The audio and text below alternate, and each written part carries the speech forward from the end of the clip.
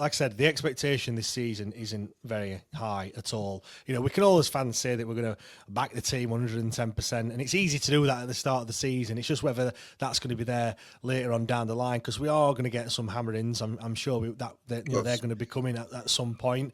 But yeah, I think when you have got that mixture of youth and experience, you know, you mentioned Palmer there, Barry Bannon again, 35 years old, been around the block for a long, long time, seen it all happen. You know, even other people, I've mentioned Jamal Lowe already, he's in his 30s. Them players need to, you know, they need to stand up to be counted as well. I think one thing that has been good, though, certainly from the performance at the weekend, certain players that got dropped, they're that now, I think, I'm not saying this is true or not, but maybe a bit of complacency may have been setting in because we haven't got many players to replace them.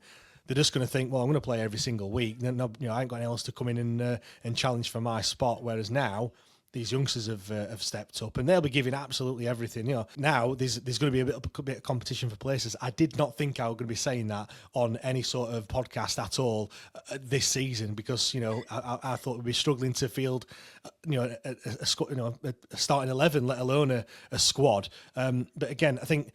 Again, I keep going back to expectations. The bar is set so low this season. You know, all we want is just a performance. You know, I think even if we get narrowly beat in certain games, as long as we just avoid a hammering, it's almost like a success for us. And